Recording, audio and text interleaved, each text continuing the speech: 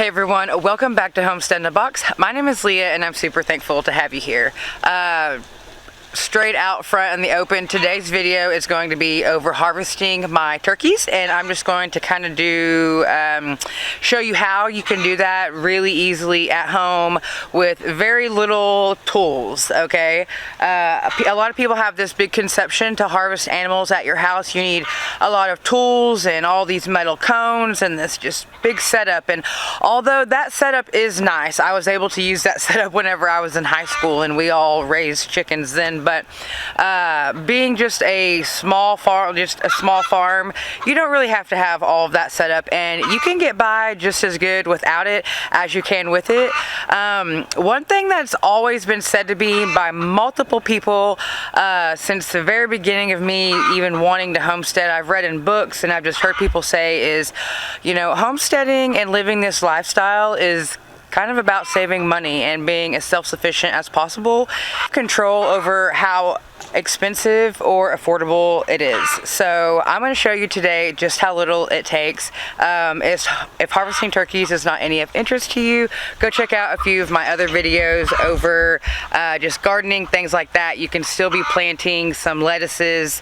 My carrots are coming up, so I would maybe even try another round of carrots. Depending on your zone, always check your frost date.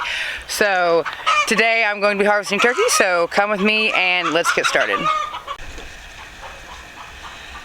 Okay, so this is our setup. Right here I will bring the turkey and put it in the bag. It'll come down to the bucket. I will bring it over here to the scalder. Investing in a scalder, a turkey fryer, I do believe is very worth it. It heats up super fast. They say that it needs to be around 145 to 160, but you ask different people and they say different things. We usually do like 160. So I'll bring it here, and then I've got my buckets all lined up and my table ready to go, and so I will meet you all back at the scalder. Alright, so we're at 160, and we're just going to, so my turkeys are pretty big turkeys.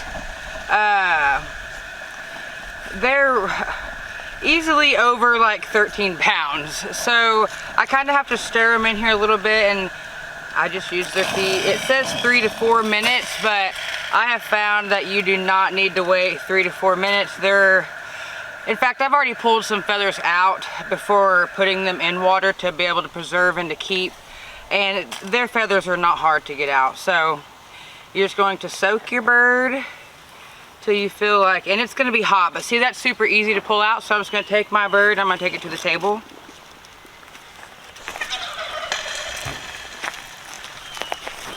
I don't know if you can see it here.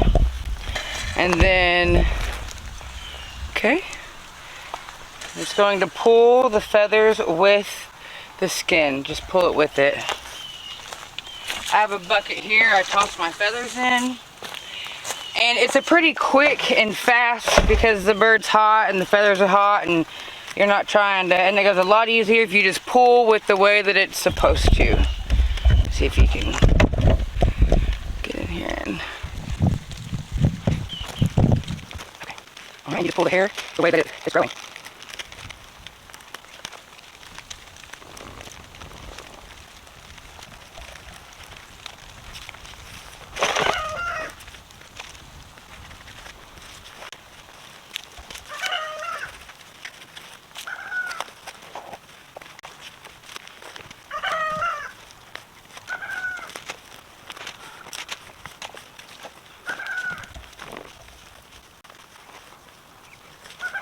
So as you see, even on the wings and things, you just pull with the feathers and they come out pretty easily. It doesn't take long to defeather a turkey, so we just do it by hand. It doesn't take me very long at all. I'm the one in control over it, how fast I want to go, things like that. So I'm going to finish getting this, and then we are going to move on.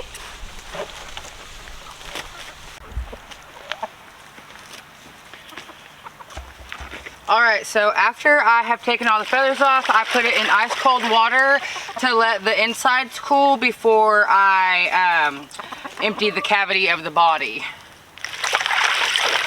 And I just let it sit in there for a minute. I'm gonna put the lid back on my cooker, and I only do one turkey at a time because it's only me right now. Tree is usually here when we harvest, but the turkeys I have done by myself, and so a friend recommended to me to only do one turkey at a time. So I am not even going to start on another turkey until I am actually completely finished with this one. It does make the process a little bit longer, but it's later in the evening, and I just do not want to get in over my head, and I do not want to be here outside. When Tree and I harvested our chickens last time, it was cold and dark and it was miserable.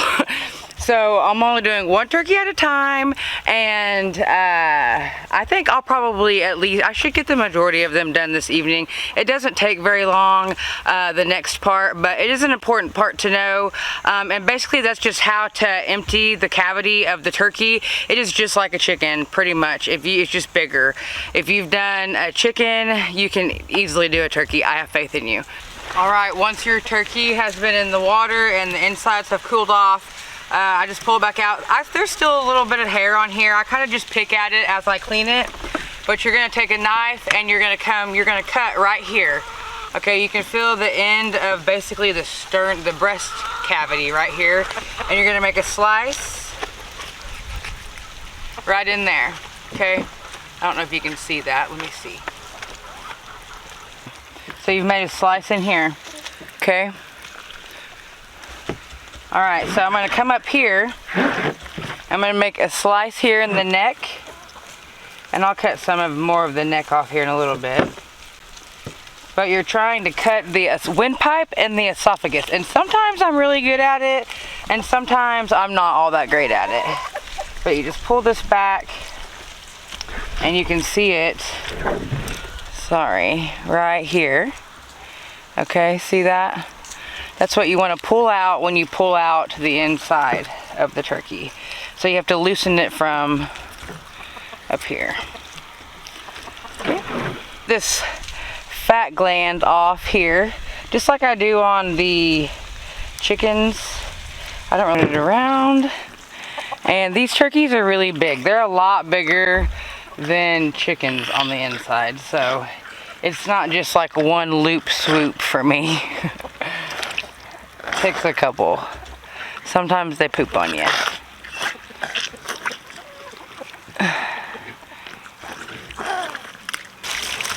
Back to the fact that you don't have to have a lot of expensive stuff to do this at home. You really don't. I mean, I'm using a water hose to rinse it out. Okay. And then I'm just reaching my hand in there and I'm just grabbing all of the inside out. Everything that you feel inside of there, you're just grabbing out. Like, see, I feel the esophagus that I missed when I pulled everything else out. So now I'm gonna attempt to grab and pull that out. One way or another, it's coming out. There we go.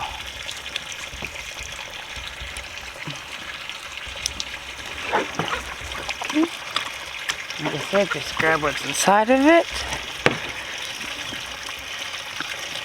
You'll be able to feel the rib meat along the ribs of the turkey. Okay, if you've ever done a chicken, and if you've never done a chicken's just like a turkey, except it's just smaller. So you just want to make sure to get all of that out while you're cleaning out the inside. Some people like to wear gloves because it grosses them out. Oh, come on. Still working on that. Where'd you go? Some people wear gloves, that's okay. I mean, do whatever is the most comfortable to you, but grab.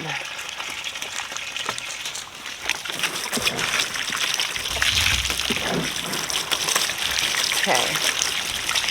I mean, great looking turkeys here. They really are wonderful looking turkeys.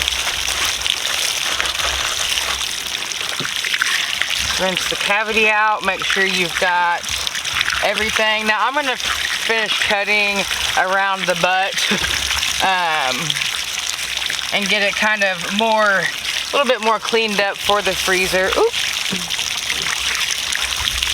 But I also want to show you the liver and the gizzard because a lot of people like to save that. So I want to show you how to open and to clean that.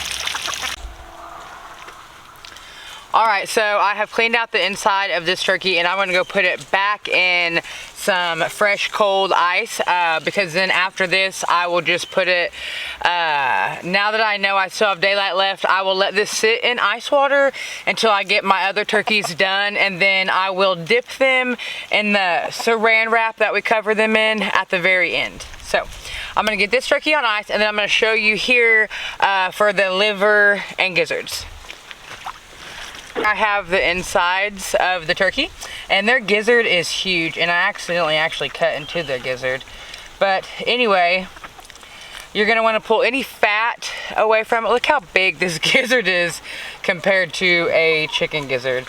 I love gizzards. Tree loves liver. I'm not a huge fan of liver, so you're going to want to pull any fat off of it.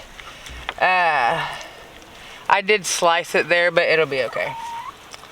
And then you're just gonna take your knife and you're really just going to basically open it up. I mean, I've already cut it, so it's not gonna be hard. Just gonna open it up and clean it out.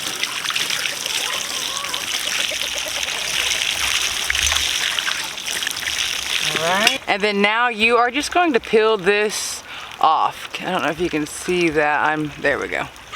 Okay. See that lining there?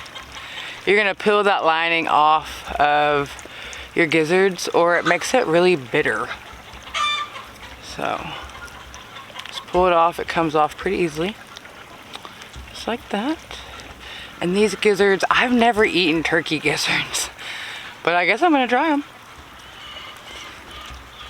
Just peels off. There we go. Here we are. Okay, and you've got your turkey gizzard. You can peel the fat off around it. It'll be easier to cook with all that fat on it.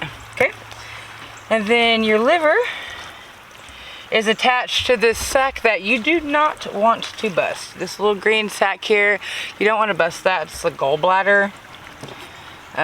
So you kind of just cut around it. That's why having sharp tools is very important when harvesting. Just cut around it, and then there is my liver. So I've got my liver and my gizzard. There we go.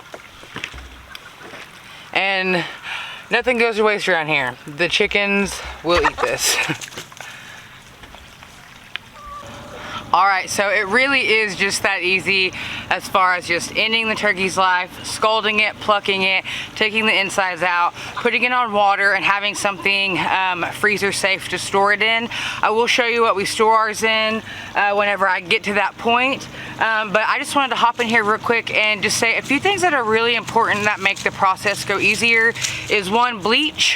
Having bleach on hand is always great to be able to clean your tables off in between birds, clean your knives, things like that with. Just obviously running water, that's really important to have. Sharp tools, that's another thing that's really important to have. Have a knife sharpener on hand for in between birds, that way you can sharpen your tools, things like that. And then just honestly, don't make the mistake that I did the first go around. Make sure you have room to actually store the animal that you're harvesting. Whenever I first started harvesting the turkeys, I got halfway through the turkeys and I didn't have room for any more, so I had to make room in my freezer. So it's something that we kind of, maybe sometimes it slips through the crack to think about, but definitely think about where you're going to store them. So be sure to think about where you actually want to store your turkeys. Waterproof boots are always a great thing to have. Not necessary, but a great thing to have. And sometimes people wear gloves. You know, I don't wear gloves. I've done it for a really long time. That it's just get in there, get it done, get to the next bird.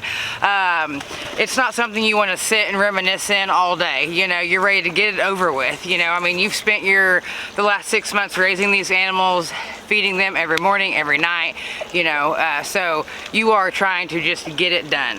So, all right, I'm going to go harvest another bird, and then I'm going to show you all how we actually preserve the turkeys before when we put them in the freezer. So, stick around. Dry, and then I'm gonna put it down in the bag. We use these same bags for our turkeys as we do for our chickens. Come a little closer.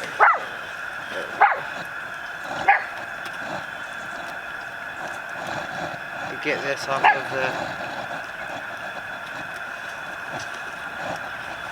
Okay, so I'm going to pat this dry, and then I'm going to put it in these bags.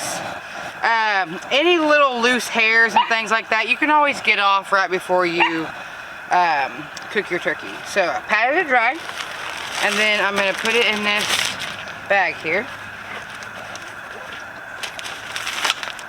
You're going to go neck first.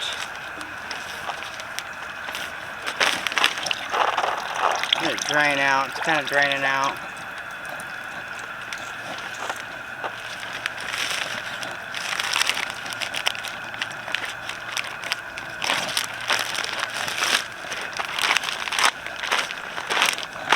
Okay. This bag, you are going to take the leg, you're going to squeeze as much air out as you can, and then you have a twist tie.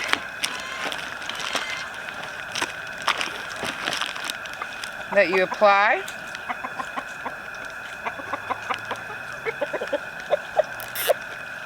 Make sure it's pulled tight.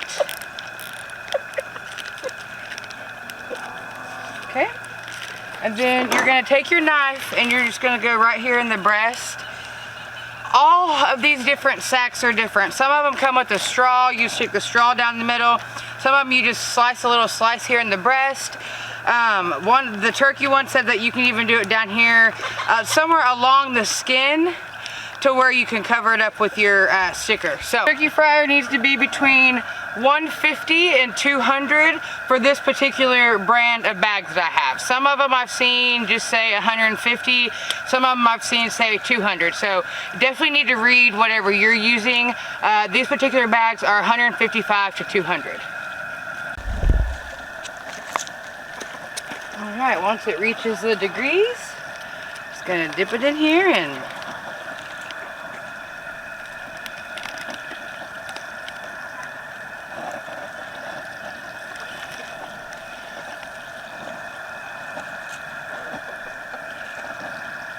different ones have different times that you count to, so you always need to check the one that you're using. And you don't have to buy these, and sometimes sometimes they're not all they're cracked out to be, honestly. So, there's that. Alright, thank you all so much for coming and hanging out with me today. I am super grateful. Before I hop off here, I just want to let you know, some of you may not be following me on social media, but I have officially launched my Etsy shop, and I only have right now my homemade deodorant in it. It's of lavender scent. It's all high quality organic ingredients made here on the homestead.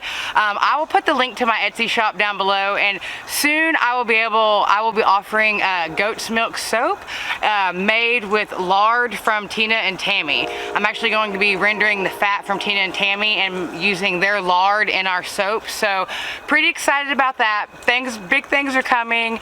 But thank you all so much for being here. Go check out my Etsy shop down below in the description. I'm sending you good vibes. Send some good vibes to somebody that you know, and I'll be back to talk gardening here pretty soon.